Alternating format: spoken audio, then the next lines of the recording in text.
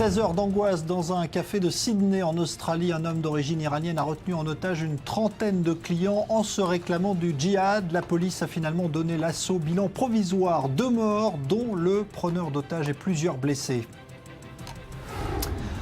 Un tête-à-tête Kerry-Netanyahou à Rome aujourd'hui. Israël s'oppose fermement au projet de résolution palestinienne à l'ONU pour réclamer le retrait israélien de Cisjordanie.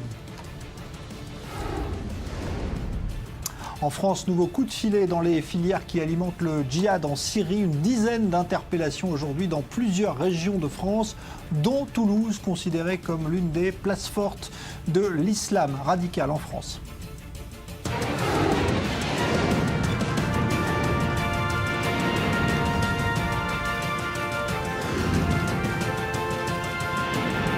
Le Grand Direct, avec Jean-Charles Banou.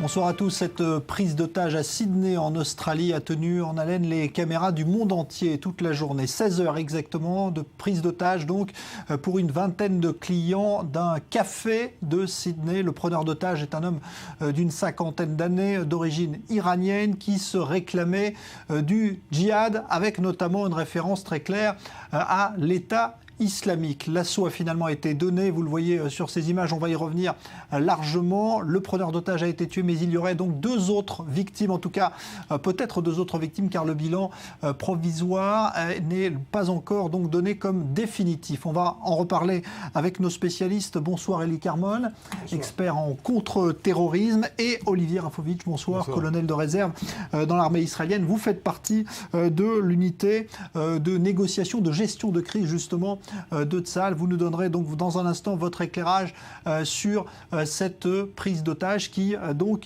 fait froid dans le dos parce qu'elle pose sans doute le problème aujourd'hui des dangers auxquels sont exposés bon nombre de pays occidentaux, d'où sont originaires les fameux djihadistes.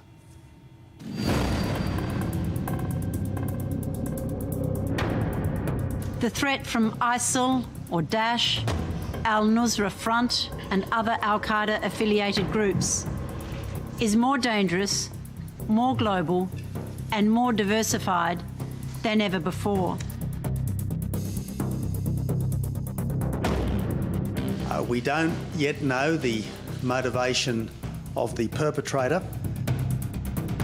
We don't know whether this is politically motivated, although obviously there are some indications that it could be. The concerns and anxieties of the Australian people at a time like this, but our thoughts and prayers must above all go out to the individuals who are caught up in this.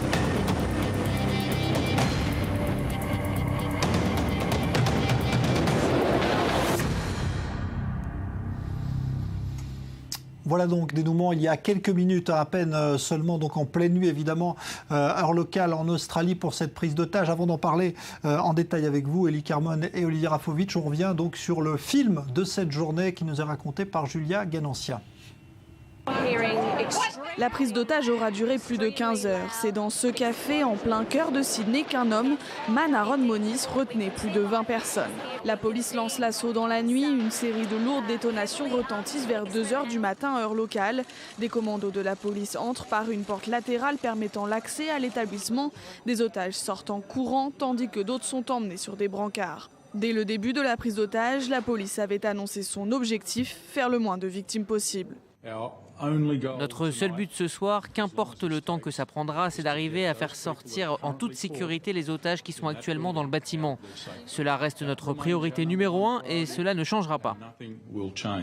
Tout avait commencé à 10 h ce matin. Au fil des heures, plusieurs otages ont réussi à s'échapper par une porte de côté du café. Ils sont toujours interrogés par la police qui tente d'en savoir plus sur les motivations du preneur d'otages. Très vite, le quartier avait été bouclé. Des dizaines de policiers armés encerclaient le café et se préparaient à une intervention sous les yeux médusés des passants. Je suis arrivé au travail 5 ou 10 minutes après mon arrivée. J'ai vu des personnes les yeux rivés sur les écrans de télé du bureau. Et c'est à ce moment-là que j'ai compris que quelque chose se passait en bas. Nous avons jeté un coup d'œil par la fenêtre et nous sommes restés sur place. Le preneur d'otages serait mort au cours de l'assaut. C'était un réfugié iranien converti au sunnisme et âgé de 49 ans. Il était sous le coup d'une mise en examen pour complicité de meurtre et agression sexuelle. Mais ses motivations réelles sont incertaines. Durant la prise d'otage, il a obligé 2 de ses prisonniers à tendre une pièce de tissu sur lequel est écrite la profession de foi musulmane. Il n'y a de Dieu qu'Allah et Mahomet est son prophète. L'homme se montrait à visage découvert et n'avait pas le profil d'un terroriste aguerri. Était-il fou? Était-ce un islamiste illuminé? Quels étaient ses objectifs et ses revendications? Le Premier ministre Tony Abbott avait reconnu dans la journée ne pas connaître les motivations exactes du preneur d'otages. Nous ne connaissons pas les motivations de l'auteur. Nous ne savons pas s'il agit pour des motifs politiques, mais de toute évidence, il existe des éléments allant dans ce sens.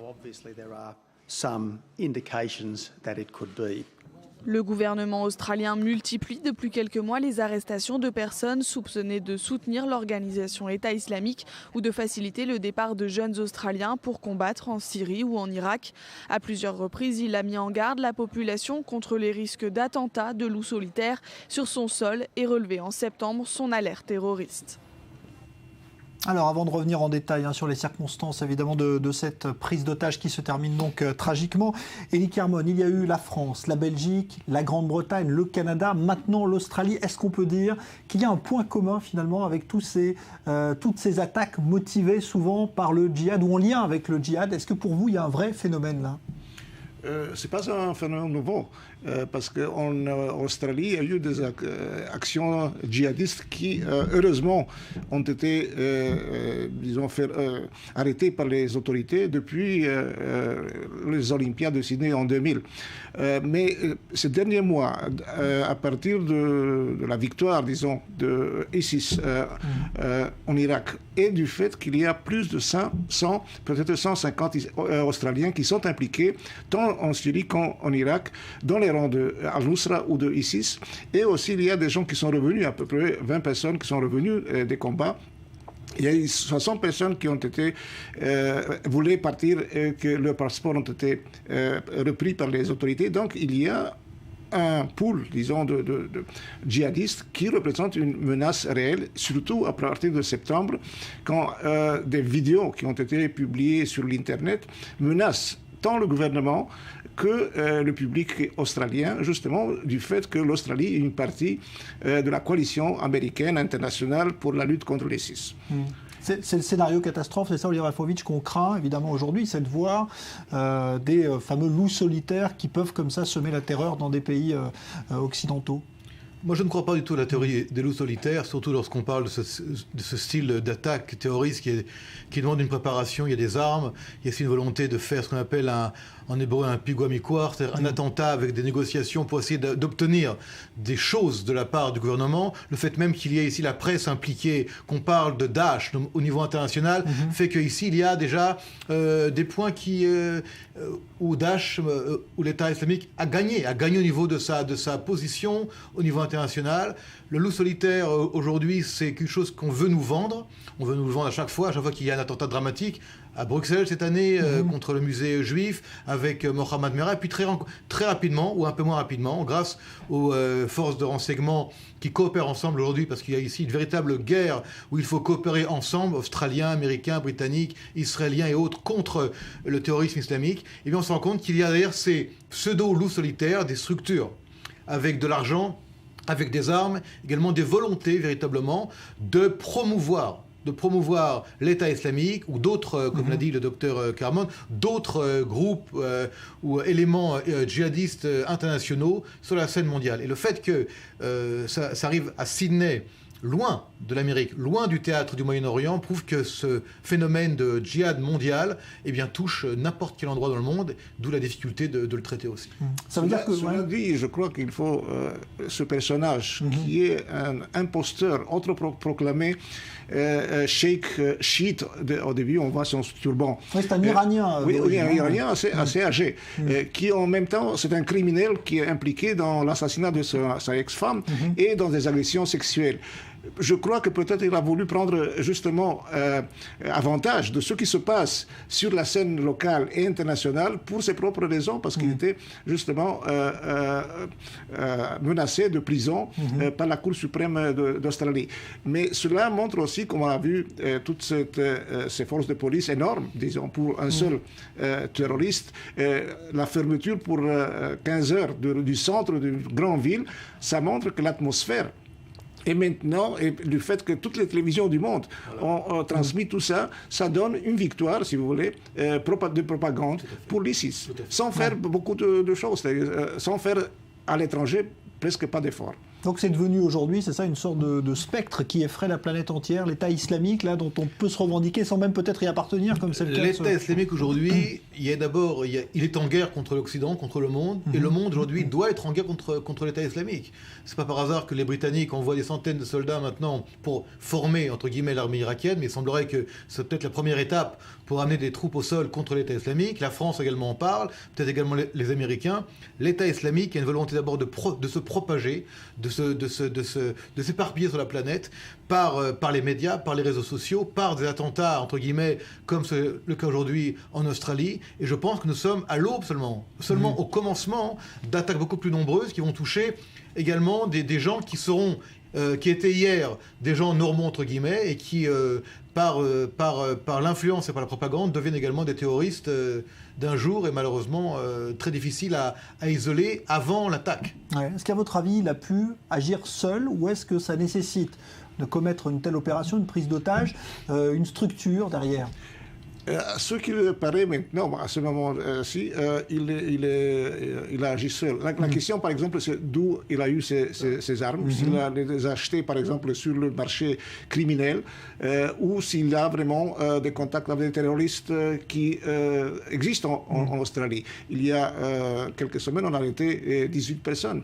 Et il y a aussi des mandats d'arrêt pour d'autres personnes parce qu'ils sont justement considérés comme dangereux par les autorités. Mais ce qui est important, je crois, c'est l'atmosphère provoquée, cette terreur à cause de la brutalité et la cruauté de cette organisation en Irak et en Syrie. Et ce qui est inquiétant, c'est que beaucoup de jeunes gens sont influencés justement par cette cruauté, cette brutalité, et sont prêts à faire des crimes de ce genre et à combattre tant dans les pays du Moyen-Orient, mais aussi à la maison s'ils ne peuvent pas sortir. Ouais. Mais un tel événement également prouve l'asymétrie de la couverture médiatique. On tue des centaines d'hommes, des hommes, comme les mêmes hommes qu'on peut trouver également en Australie. Ça n'intéresse personne. Aucune caméra n'est là pour filmer ces atrocités. Et là, il y a une prise d'otage à Sydney, une grande ville de l'Occident, sur un grand continent. Et là, le monde entier se fixe sur l'État islamique. Et l'État islamique, à mon avis, va utiliser l'exemple de Sydney pour reproduire de telles activités, pour, encore une fois, se voir grandir au niveau médiatique. L'État islamique recherche la publicité, recherche, on va dire, l'agrandissement de son image parmi les masses musulmanes et celles qui sont également proches du djihad. C'est très dangereux et c'est très grave. Très grave. Alors on a vu aujourd'hui, tout au long de cette journée, c'était un peu chaotique puisqu'on voyait des otages qui réussissaient à s'enfuir en courant, à sortir de ce café. Puis après, ça s'est calmé de nouveau. Puis il y a eu cet assaut extrêmement violent. Quand vous voyez les images, là on voit qu'effectivement il y avait énormément de policiers, un preneur d'otages. C'est toujours des opérations délicates à mener quand on donne un assaut ? Ce sont très délicates, surtout qu'on a fait tout possible pour ne pas avoir des victimes. Et quand même, on a vu qu'il y a eu des victimes. Je crois qu'il y a un problème ici aussi parce que, provoquer une crise dans le centre d'une grande capitale comme le Sydney, c'est contre-productif. Alors, peut-être il faut penser aussi comment, minimiser ce genre d'action contre-terroriste quand il y a quand même la possibilité de faire face à un seul ou deux, terroristes de ce genre. Mais quand même, il y a ici la psychose. L'atmosphère crée ici une psychose de peur et d'angoisse parmi non pas seulement les gens du café, autour du café, mais toute l'Australie aujourd'hui a eu peur. Le monde entier aujourd'hui a eu peur parce que chacun pense que dans le café à côté, dans le restaurant à côté, il va y avoir aussi Toutes les institutions juives de Sydney ont été mises... Bien sûr, mais cette psychose-là est recherchée par le terrorisme. N'oublions pas que le mot terrorisme, il y a le mot terroriser. On veut terroriser avant de tuer. Et ici, il y a à la fois la mort, mais également et avant tout, l'objectif qui est recherché, c'est de terroriser, de faire peur à cet Occident qui n'a pas encore toujours les moyens de trouver la solution pour même éliminer ou arrêter un seul homme. Mais vous savez, vous parliez de l'assaut de la police. D'abord, on parle également ici de forces spéciales, militaires, également policières, qui sont préparées à de telles éventualités. Le but ici est de tout faire pour qu'il n'y ait pas de morts, en tout cas le moins de morts possible. Souvent, dans ce genre d'attaque et d'assaut, c'est la phase ultime après les négociations. Soit elles ont échoué, soit elles n'ont pas abouti à une libération de la situation. Et malheureusement, le résultat aujourd'hui n'est pas un bon résultat, ni pour l'Australie, ni pour l'Occident. Mais c'est une des conséquences de ce type d'attaque dans des grandes villes du monde, comme vous l'avez dit. Il y a une chose intéressante parce que lui s'est comparé avec Julian Assange. Il a dit « Je suis persécuté comme Julian Assange ». Donc, c'est le genre de type qui pense prendre justement avantage des médias, de l'Internet, pour faire passer son message et peut-être avoir des avantages, c'est-à-dire ne pas être mis en prison ou ne pas être condamné. C'est un peu le but des prises d'otages. Oui. Quand on regarde l'histoire du terrorisme, toutes les prises d'otages au départ, c'est que ce sont des groupes terroristes qui veulent se faire connaître. C'était le cas à Munich, c'est en général le cas. Oui, mais ici, c'est peut-être pour des raisons personnelles. C'est pas pour la cause, c'est justement utiliser ce que les autres font pour ses propres avantages personnels. Je ne crois pas. Je ne crois pas. Encore, c'est possible. D'abord, maintenant, il est mort, donc on ne saura pas de sa bouche à lui.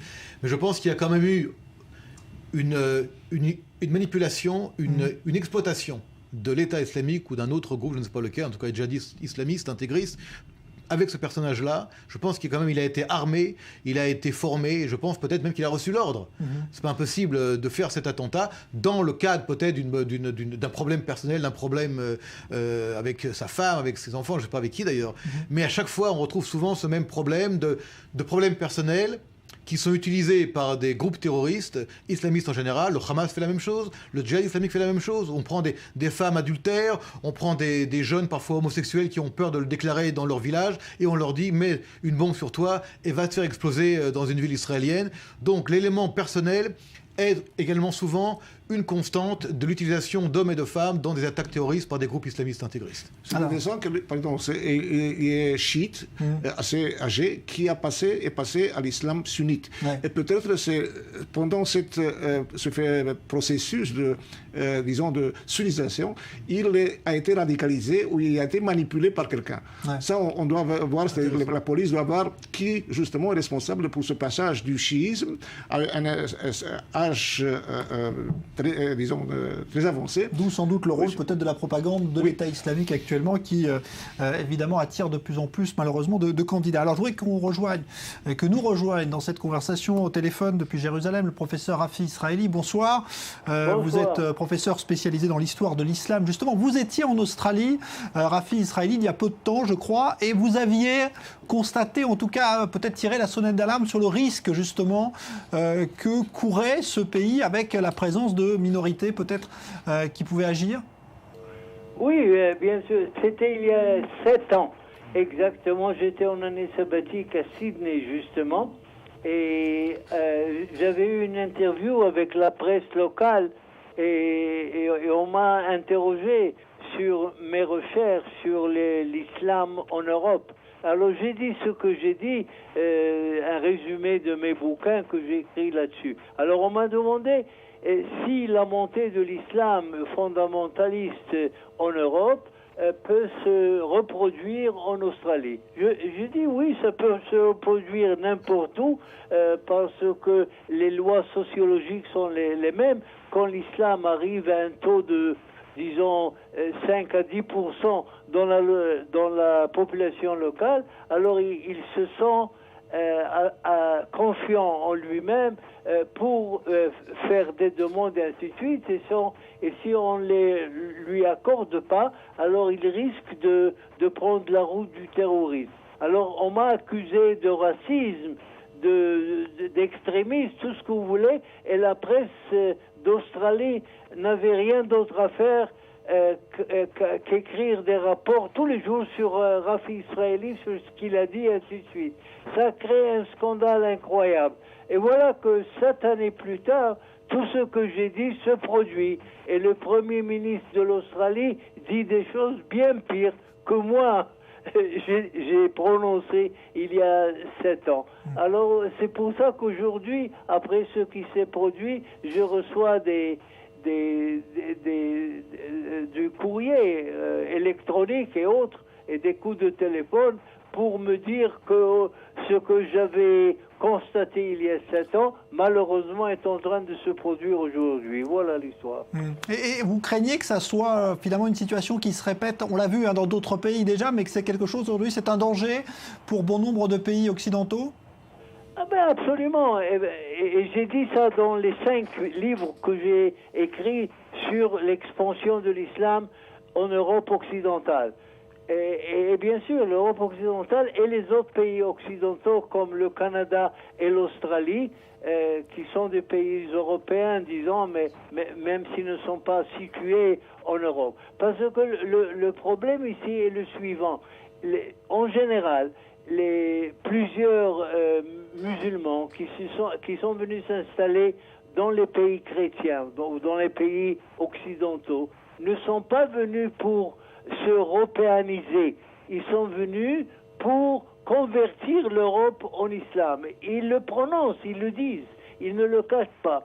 Alors il faut les croire, tout simplement. Bien sûr, il y a plusieurs musulmans qui sont venus pour chercher du travail ou pour améliorer leur niveau de vie. Bien entendu, il y en a beaucoup, mais il y a assez de ces intégristes islamiques qui sont venus non pas pour cela, parce que s'ils étaient venus pour cela, ils auraient, par exemple, changé leurs coutumes, de s'habiller, leur coutume de manger, leur coutume de se comporter en public. Ils ne veulent pas le faire. Au contraire, ils continuent à parler l'arabe ou d'autres pays ou d'autres langues islamiques tant en habitant en Europe et ainsi de suite.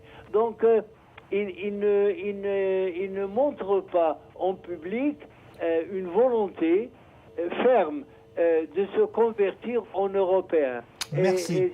Et par contre, ils ont des imams qui sont intégrés, qui viennent de l'Arabie Saoudite ou d'autres pays islamiques, et ils les cultivent comme les frères musulmans, non seulement à ne pas s'européaniser, à ne pas s'assimiler aux cultures européennes, mais au contraire de rester à part afin de cultiver leur enclave islamique en terre d'Europe et afin de résister la culture européenne ou occidentale et à la fin du compte d'arriver à la maîtriser et à peut-être même à la dominer.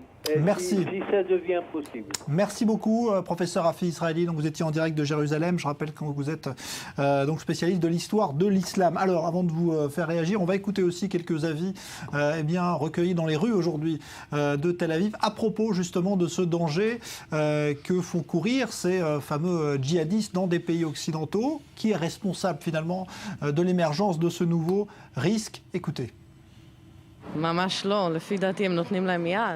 À mon avis, ils leur tendent la main, ils ne les empêchent pas d'agir. Ici même, dans notre pays, ils financent toutes sortes de fonds qui encouragent ces activités. Je pense qu'ils ont été surpris. Pour l'instant, ils ne sont pas prêts. Agissent-ils suffisamment? Je ne saurais le dire. En faire assez, ne pas faire assez, je crois que c'est un problème complexe. Il ne faut pas les juger.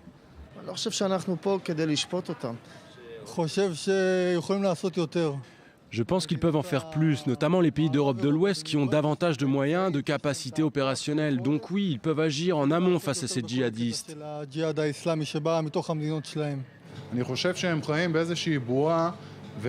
Je crois qu'ils vivent dans une sorte de bulle et du fait que beaucoup de musulmans vivent dans les pays européens, ils tiennent compte politiquement de cet électorat, comme dans n'importe pays démocratique. Mais ils ne comprennent pas que ces gens qui rejoignent les djihadistes finissent par revenir et préparent des attentats. Voilà, est-ce qu'il y a une parade aujourd'hui, à votre avis, Elie Carmon, contre ce risque? Il faut toujours travailler sur le plan opérationnel, sur le plan, disons, idéologique. C'est un problème du monde musulman et nous ne pouvons pas résoudre ces problèmes. C'est ces pays même qui doivent, les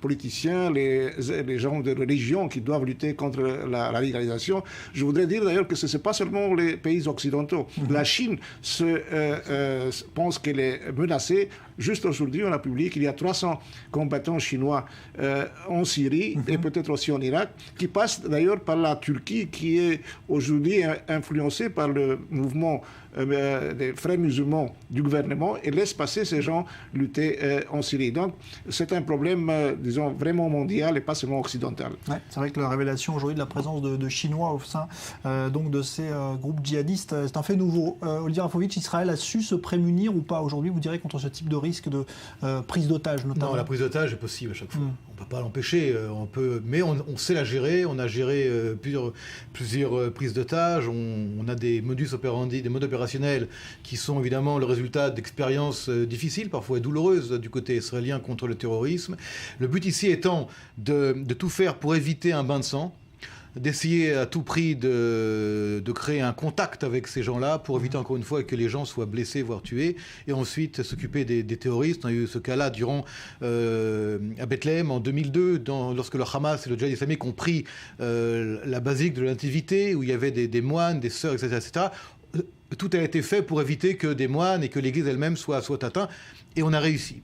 Mais ce que je voudrais également ajouter, si vous permettez, c'est que il faut aussi que les forces de police dans le monde entier se mettent à l'arabe, se mettent également au persan, qu'il y ait une véritable formation au niveau de la culture arabe, de la langue arabe, parce que de plus en plus on va faire face à des gens qui parlent arabe. Il faut qu'il y ait une compréhension de l'ennemi, une compréhension de ces gens-là qui maintenant vont partout, sont partout, et il ne faut pas gérer ces crises-là en anglais ou en français seulement. Il faut comprendre à qui on a affaire pour trouver parfois des solutions, et parfois le fait de comprendre l'autre, qu'il y a un échange entre les forces de police et les preneurs d'otages peut éviter un bain de sang. Ça ne veut pas dire que c'est la solution magique, mais en tout cas c'est une des solutions pour arriver à des résultats plus satisfaisants.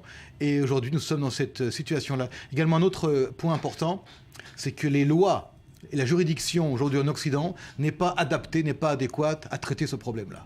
Tant qu'il n'y aura pas de loi d'exception, tant que l'Occident ne changera pas sa manière de traiter au niveau légal, au niveau de la justice, ils seront incapables de traiter des djihadistes qui sont français, qui sont belges, qui sont britanniques, où les lois elles-mêmes les défendent contre les forces de police, contre la sécurité. Et donc il va falloir penser qu'on est en guerre. Et lorsqu'un pays pense qu'il est en guerre, et qu'il sait qu'il est en guerre, eh bien, il adapte ses lois et sa législation à des lois d'exception, des lois d'urgence contre ce problème qui est un problème aujourd'hui d'urgence. Merci beaucoup Olivier Rafovitch, merci à vous Elie Carmon. On continue dans un instant l'actualité. Évidemment, on ira justement en France où un coup de filet important a eu lieu dans les milieux djihadistes aujourd'hui. Et puis on sera en direct de Rome puisque John Kerry et Benjamin Netanyahou se sont entretenus pendant 3 heures aujourd'hui à propos de cette résolution, projet de résolution palestinienne à l'ONU qui doit être déposé pour mercredi en principe. Restez avec nous, à tout de suite.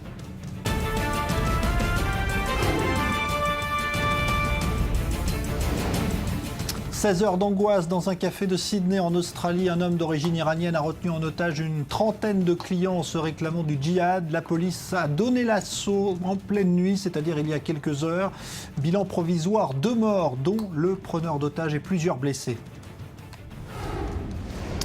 Tête-à-tête Kerry, Netanyahou à Rome. Israël s'oppose fermement au projet de résolution palestinienne à l'ONU pour réclamer le retrait israélien de Cisjordanie. En France, un nouveau coup de filet dans les filières qui alimentent le djihad en Syrie. Une dizaine d'interpellations aujourd'hui dans plusieurs régions de France, dont Toulouse, considérée comme l'une des places fortes de l'islam radical.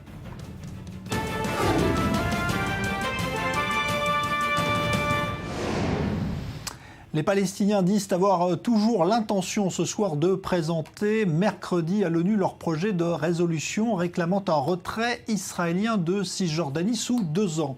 C'est justement évidemment le sujet de l'entretien qui a eu lieu tout à l'heure à Rome entre le Premier ministre israélien Benjamin Netanyahou et le secrétaire d'État américain John Kerry, entretien qui a duré 3 heures. Léa Volbert. Derrière les sourires diplomatiques, le poids d'une question cruciale pour l'avenir du Moyen-Orient.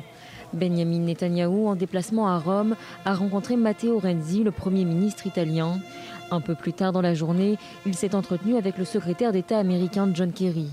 Des discussions sous haute tension puisqu'elles interviennent 24 heures à peine après la déclaration de Wassel Abou Youssef, membre de l'Organisation pour la libération de la Palestine. Dès mercredi, l'autorité palestinienne va déposer un projet de résolution devant les Nations Unies réclamant la fin de l'occupation israélienne dans un délai de 2 ans. Au cours des dernières années, nous avons à plusieurs reprises repoussé les tentatives de nous dicter des conditions qui pourraient nuire à la sécurité d'Israël et qui sont incompatibles avec la vraie paix. Cette fois encore, nous n'accepterons pas cette proposition unilatérale assortie d'un délai. Dans cette réalité, dans laquelle la terreur islamique s'étend aux 4 coins du globe, nous allons repousser toute initiative qui mènerait cette terreur chez nous, dans l'État d'Israël. Et je vais dire ces choses de la manière la plus claire qui soit. Même si cela est dicté, nous tiendrons tête fermement. Contrairement à ce qu'avaient annoncé les responsables palestiniens dans un premier temps, la Jordanie ne sera pas sollicitée pour soumettre le projet de résolution à l'ONU. Amman a fait savoir qu'elle ne se prononcerait qu'au terme du tour diplomatique européen de John Kerry. Si le texte était finalement présenté devant les Nations Unies, il pourrait bien se heurter au veto des États-Unis qui s'opposent fermement à toute mesure unilatérale en vue de la création d'un État palestinien. Alors en ligne avec nous depuis Rome en Italie, Mathilde Auvillain, bonsoir. Correspondante donc à Rome, pouvez-vous nous dire dans quelle atmosphère, Mathilde, s'est déroulé cet entretien entre Kerry et Netanyahou ? Eh bien, au départ, la presse parlait d'un climat tendu, sans doute à cause des déclarations tranchantes de Benjamin Netanyahou avant son départ pour Rome ce matin. Mais au final, on a vu une atmosphère plutôt apaisée, à en juger les photos qui ont été diffusées sur Twitter, sur le compte du Premier ministre israélien. Franche poignée de main, esquisse de sourire, qui semble montrer une bonne entente. La rencontre entre Kerry et Netanyahou s'est déroulée dans un lieu neutre, disons, cette Villa Taverna, qui est la résidence de l'ambassadeur américain en Italie, une villa dans un grand parc, doté de nombreuses cheminées. D'ailleurs, sur une des photos officielles, eh bien, les 2 hommes sont devant une de ces cheminées, ambiance feutrée, donc presque chaleureuse. Et c'est là qu'a eu lieu le tête-à-tête entre le secrétaire d'État américain et le Premier ministre israélien. C'est là qu'ils s'étaient rencontrés aussi la dernière fois à Rome. Leur rencontre, à l'époque, avait duré 7 heures. Le contexte est un peu différent cette fois. Le temps presse. La rencontre d'aujourd'hui a donc duré environ 3 heures, entre 15h et 18h. Il n'y a pas eu de déclaration à l'issue. John Kerry voulait surtout, avec cette rencontre, entendre clairement la position israélienne au sujet de cette possible résolution qui pourrait être déposée par les Palestiniens au Conseil de sécurité de l'ONU mercredi. Benjamin Netanyahou attendait, lui, de ce tête-à-tête une promesse d'un veto de la part des États-Unis au Conseil de sécurité, un veto qui semble de toute façon inévitable, en tout cas sur la proposition de résolution palestinienne, car les sources américaines ont laissé entendre qu'ils ne prendraient pas d'initiative avant les élections de mars et sont a priori opposés à toute mesure unilatérale de la part des Palestiniens pour la reconnaissance par l'ONU d'un État palestinien. Alors qu'il est, John Kerry a déjà quitté Rome à bord de son Boeing 757 direction Londres. On en saura donc sans doute un peu plus demain. Merci beaucoup Mathilde Auvillain en direct donc de Rome pour cette correspondance. Alors justement, si les Palestiniens pourraient saisir le Conseil de sécurité de l'ONU mercredi, eh bien une association israélienne a elle décidé de poursuivre le président de l'autorité palestinienne Mahmoud Abbas pour crime de guerre devant la justice. Elle le considère en effet comme responsable des tirs de roquettes meurtriers de l'été dernier sur le territoire israélien en provenance de Gaza, qu'Abbas est censé contrôler. Reportage, explication, Maël Benoliel. Le président de l'autorité palestinienne responsable de crimes de guerre, c'est ce que clame l'ONG israélienne Shurat Adin. Cette organisation qui défend les droits civiques des victimes de terrorisme en Israël a produit un rapport accablant qu'elle a transmis il y a quelques semaines à la Cour pénale internationale de La Haye afin que cette dernière puisse ouvrir une enquête. L'ONG tient en effet pour responsable Mahmoud Abbas des roquettes tirées depuis la bande de Gaza par la branche armée du Fatah, le parti qu'il dirige pendant l'opération Bordure protectrice. Pendant la guerre à Gaza, l'été dernier, le Fatah a revendiqué des milliers de tirs de missiles sur Israël. Ils ont participé activement à cette guerre. Et tirer des missiles sur des civils est un crime de guerre. C'est un viol de la loi internationale. Autre pratique dénoncée par Shourat ad-Din, les pensions versées systématiquement par l'autorité palestinienne aux familles des terroristes emprisonnés ou éliminés par Israël. Une rétribution qui inciterait au terrorisme. Donner de l'argent à un terroriste qui est en prison encourage d'autres terroristes à prendre part à des actions hostiles contre Israël parce qu'ils savent qu'eux ou leurs familles recevront un support financier pour avoir commis de tels actes. Selon l'association, seule la Cour pénale internationale est compétente pour poursuivre le leader palestinien, car celui-ci possède la citoyenneté jordanienne. Et le royaume hachémite est signataire du traité de Rome. Mahmoud Abbas est le commandant en chef du Fatah. Il est donc le responsable des actes du Fatah.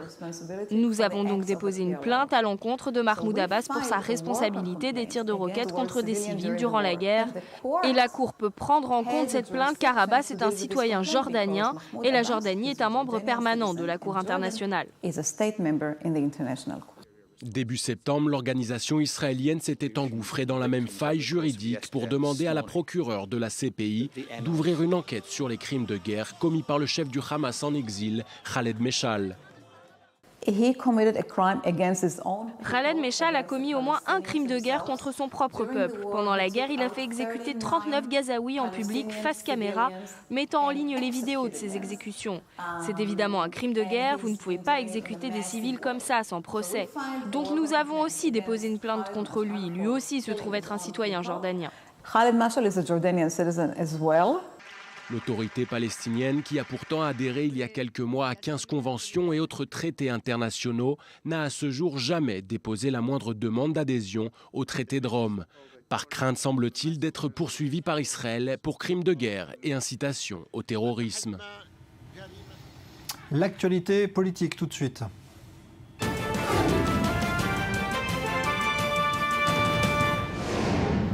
Alors on est à presque 3 mois pile des élections prévues à la Knesset pour le 17 mars et on va donc évoquer les toutes dernières informations de cette campagne qui démarre. Dror Even-Sepir, bonsoir. Analyste politique sur i24 News. Et il y a tout d'abord ce revirement au sein du Likoud. On pensait que Netanyahou avait gagné son vote la semaine dernière pour avancer les primaires. C'est peut-être pas le cas. Alors, il a gagné mathématiquement. Il avait obtenu 2/3 des suffrages des membres du comité central du Likoud. C'était une victoire sans appel. Eh bien non, l'un de ses concurrents aux élections primaires de la présidence du parti, Moshe Feiglin, le dirigeant de l'aile radicale du Likoud, a déposé un recours. Et ce recours a été accepté, Jean-Charles, par le tribunal interne du parti qui a accepté l'argument de Feiglin, à savoir qu'il y avait un vice de forme sur la manière dont s'est déroulé le scrutin, à savoir à bulletin fermé. Alors que semble-t-il, tous les règlements, toute la procédure n'avaient pas été respectés. Or, ce vote, il portait sur quoi? Et c'est là que les choses prennent une véritable importance. Il portait sur 2 choses. Premièrement, la volonté de Netanyahou d'organiser un vote simultané le même jour pour la présidence du parti, à laquelle, bien évidemment, il est candidat, mais il n'est pas le seul. Et puis, aux élections qui vont déterminer la composition de la liste que le Likoud présentera aux élections à la Knesset. Pour Benjamin Netanyahou, c'était important de faire passer cette proposition parce qu'une simultanéité dans le vote allait arranger en fait les affaires des candidats proches de Netanyahou et moins celles des candidats plus organisés, plus radicaux qui appartiennent à des groupes de pression comme ceux de Moshe Feiglin ou d'autres groupes qui sont liés à l'aile droite du Likoud et notamment au mouvement des implantations dans les territoires de Cisjordanie. Deuxième proposition, peut-être encore plus importante du point de vue du Premier ministre, la possibilité pour Netanyahou de réserver sur la liste dont on vient de parler du Likoud, des places à des personnalités extérieures au Likoud et des personnalités qui sont de poids et qui sont censées être attractives d'un point de vue électoral. On prononçait le nom de plus en plus d'un général assez populaire. Vous savez que les généraux sont très demandés dans la vie politique. Le général Yoav Gallant, l'ancien commandant de la région militaire sud. Eh bien, ça peut être mis en cause. Ça peut être mis en cause et ça ne ferait pas les affaires, encore une fois, du Premier ministre, puisqu'il sait que depuis le départ de nombreuses vedettes du Likoud comme Moshe Kahlon ou Gideon Sa'ar, eh bien, son parti a perdu en attractivité électorale. Il n'attire plus notamment les jeunes. Merci beaucoup, Dror Even-Sapir. Et en Israël, justement, les services de sécurité intérieure, le Shin Bet, vient de déjouer un attentat suicide qui était prévu à Tel Aviv. 5 Palestiniens, dont une femme, ont été interpellés dans un village de Cisjordanie. Maxime Pérez. Un attentat suicide dans un endroit bondé de Tel Aviv. C'est ce que projetait une cellule terroriste palestinienne dont les 5 membres ont été arrêtés entre octobre et novembre dernier lors d'opérations de l'armée en Cisjordanie. L'information a été autorisée à la publication ce lundi par les services de sécurité intérieure du Shabak. Au cœur du dispositif, un Palestinien de Gaza dont l'appartenance au Hamas ou au djihad islamique n'a pas été clairement établie. À distance, il va piloter le réseau terroriste, notamment en donnant des consignes concernant l'assemblage d'explosifs en vue d'attentats. Le plus spectaculaire devait être mené par Yasmine Shahaban, une Palestinienne originaire de la ville de Jenin, désignée kamikaze. Selon les détails de l'enquête, la jeune femme de 31 ans devait obtenir un laissez-passer en Israël en prétextant des soins médicaux. Une fois arrivée dans le centre du pays, elle prévoyait de se déguiser en femme enceinte, l'accoutrement idéal pour dissimuler une ceinture d'explosifs, s'insérer dans la foule et, si nécessaire, échapper à des contrôles. 4 autres Palestiniens, âgés seulement de 20 à 22 ans, ont été appréhendés lors de ce coup de filet opéré par les forces de sécurité israéliennes. Eux aussi prévoyaient de s'infiltrer illégalement en Israël. Leur planque devait être un appartement occupé par des travailleurs palestiniens. Les suspects sont tous originaires du secteur de Toul-Karem, près de la ligne verte. Dans leur maison, l'armée a découvert des armes, dont un fusil M16 et d'importantes quantités d'explosifs. Outre un attentat suicide à Tel Aviv, la cellule planifiait l'attaque d'un autobus rempli de soldats israéliens, ainsi qu'une tentative de kidnapping. Depuis l'opération Bordure Protectrice menée cet été à Gaza, Tsahal et le Shabak reconnaissent aux organisations terroristes palestiniennes une volonté de réussir coûte que coûte des attentats depuis la Cisjordanie.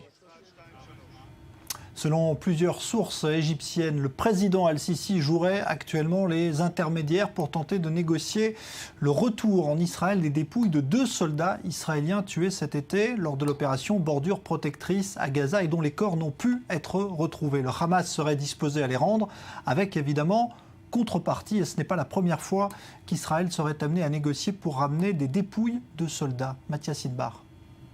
Pas de règle établie, mais une gestion au cas par cas. Israël n'a pas écrit de protocole en cas de négociation de ces soldats kidnappés, morts avant ou pendant leur captivité. Alors que les discussions avancent entre Israël et le Hamas pour récupérer la dépouille d'Oron Shaul, tué pendant la récente opération Bordure Protectrice à Gaza, la question est de savoir quel prix sera prêt à payer le gouvernement israélien.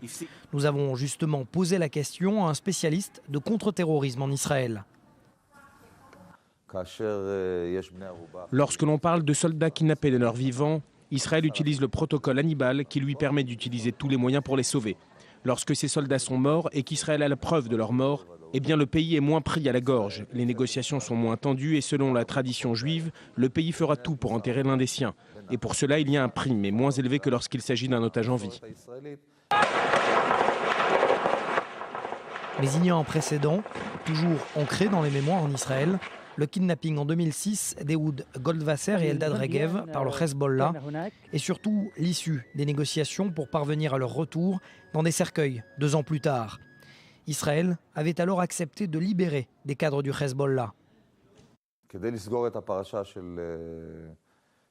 Pour clore le dossier d'Ehud Goldwasser et Eldad Regev, Israël était prêt à payer un prix lourd qui ne le mettait toutefois pas en danger au niveau sécuritaire. Je reconnais qu'il y a eu alors un problème d'image et de réputation, mais le problème a depuis été surmonté. Une actualité autour du cas d'Oron Shaul qui fait écho à celle de James Foley. Daesh exige $1 million au gouvernement américain pour restituer la dépouille de l'otage décapité. Quelle différence entre le Hamas et l'État islamique sur ces dossiers ? Daesh, Aqmi, Al-Qaïda, ce sont des organisations qui n'ont aucun problème éthique à vendre et à acheter des otages et ainsi à s'autofinancer. Peu ou prou, pas de différence sur le fond entre les organisations islamistes. L'utilisation de la mort y est cynique.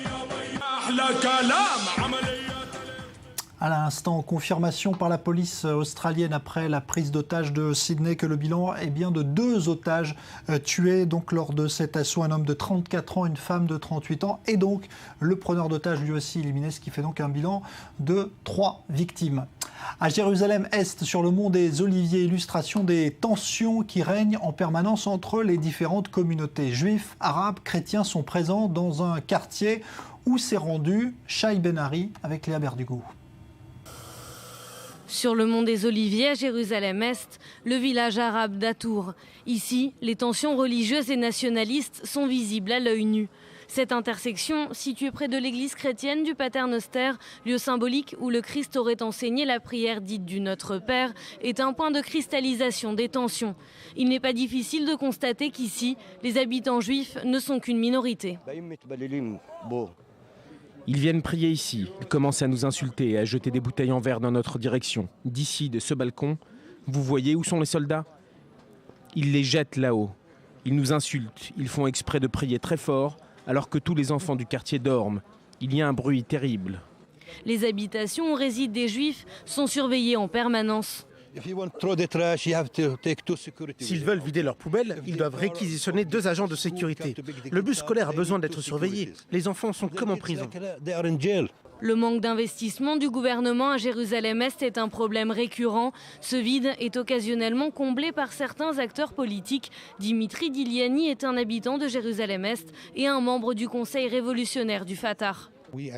Nous, le Fatah, nous sommes le mouvement le plus populaire à Jérusalem. Nous contrôlons presque la totalité des institutions de la société civile qui rendent service à la population.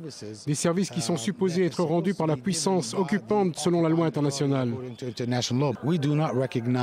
Nous ne reconnaissons pas la souveraineté qu'Israël revendique dans cette partie du monde. Personne ne la reconnaît, y compris le seul ami d'Israël dans le monde, les États-Unis. La souveraineté d'Israël n'est peut-être pas reconnue, mais sa présence, elle, est indéniable. Que pensez-vous que ces enfants puissent devenir? Vous pensez que ces gens vont aimer les Israéliens après ce qui leur est arrivé? La première fois que j'ai été battu, c'était à 13 ans, à la mosquée Al-Aqsa. C'est ce jour-là que j'ai décidé de rejoindre le Fatah. La police israélienne agit avec brutalité avec pratiquement tous les enfants. C'est pour ça qu'il y en a de plus en plus qui rejoignent différentes organisations, et pas seulement le Fatah. Même au sein de la droite israélienne, certains admettent que le manque d'investissement le plus élémentaire dans les infrastructures civiles se fait au détriment de tous les habitants de Jérusalem-Est, musulmans, chrétiens ou juifs. Un nouveau coup de filet en France a visé les milieux djihadistes aujourd'hui. Des filières de recrutement pour la Syrie ont été ciblées et une dizaine de personnes interpellées dans plusieurs régions de France, dont la région toulousaine. Léa Berdugo.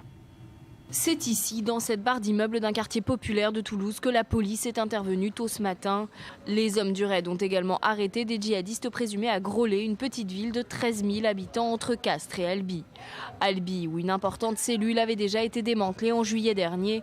En tout, la police a procédé à une dizaine d'interpellations dans le sud, en région parisienne et en Normandie. La Normandie, d'où était originaire Maxime Auchard, l'un des Français convertis ayant rallié l'État islamique il y a quelques mois. Le démantèlement de ce lundi relance donc les inquiétudes sur le profil de ces jeunes candidats au djihad et soulève des questions sur leur recrutement et leurs intentions. Des interrogations d'autant plus pressantes que leur nombre augmente de manière significative. Selon Bernard Cazeneuve, le ministre de l'Intérieur, leur nombre a augmenté de 80% depuis le mois de janvier. L'État craint désormais que ces jeunes islamistes ne reviennent perpétrer des attentats après leur enrôlement en Syrie ou en Irak. Plusieurs projets ont d'ailleurs été déjoués ces derniers mois à Lille, Créteil et dans le sud. De la confection de bombes artisanales aux attentats, les djihadistes n'hésitent plus à cibler directement leur pays d'origine. Dernier exemple en date, Mehdi Nemouche, l'auteur de la tuerie du musée juif de Bruxelles. Des exemples qui se multiplient et des filières de mieux en mieux organisées. Une menace que l'Europe tente d'endiguer durablement, sans grand succès pour le moment. En tout, 1100 personnes seraient impliquées dans des activités islamistes en France. Leslie Rezoum nous parlait donc de ces djihadistes qui partent en Syrie. Eh bien, en Syrie, justement, l'armée d'Assad aurait perdu en 24 heures le contrôle de 2 bases militaires très importantes dans la région d'Idleb. C'est dans le nord-ouest, tout près de la Turquie. Et ce sont cette fois des rebelles proches des groupes d'Al-Qaïda qui auraient réussi ces prises considérées comme importantes. L'économie, tout de suite.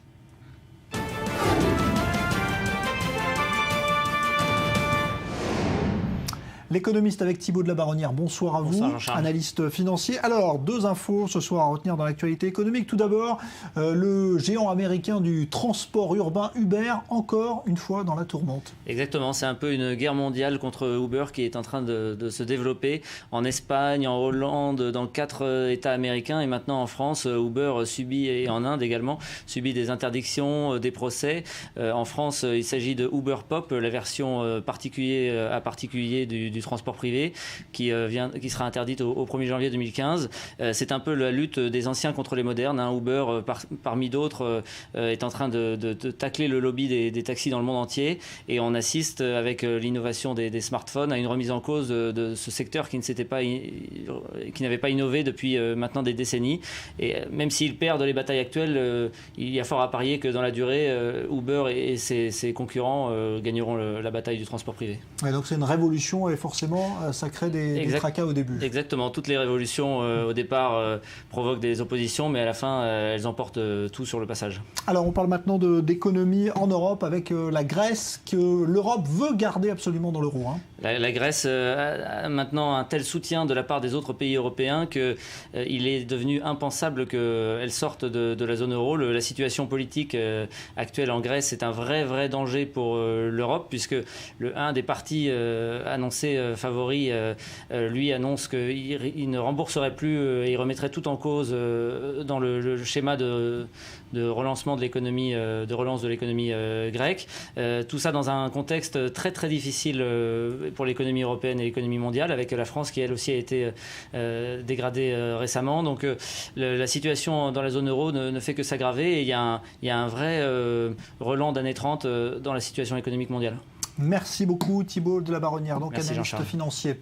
Le continent africain s'inquiète lui aussi très sérieusement de l'importance que prennent les groupes djihadistes sur son sol. Un sommet sur la question se tenait aujourd'hui à Dakar au Sénégal, avec évidemment la présence de la France impliquée directement dans cette lutte. Léa Berdugo.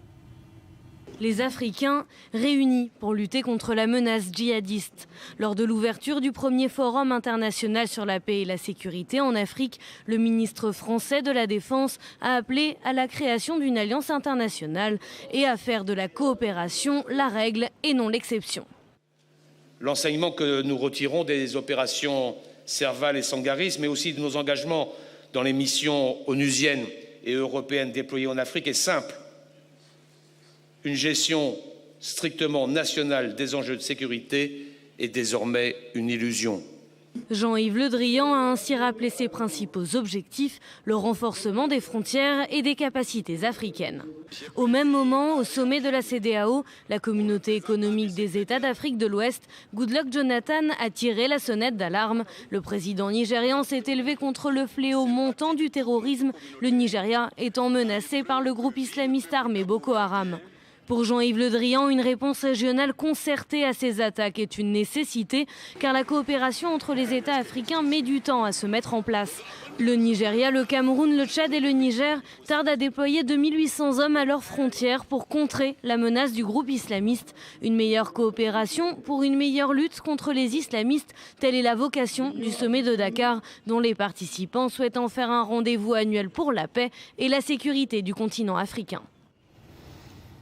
Et puis il y a tout juste un an débuté le conflit au Sud-Soudan entre les rebelles et le pouvoir en place dans un pays qui possède des richesses pétrolières. Eh bien ce conflit est loin d'être terminé aujourd'hui. Il aurait fait des dizaines de milliers de morts. Aucun espoir d'accord à l'horizon. Le sport tout de suite.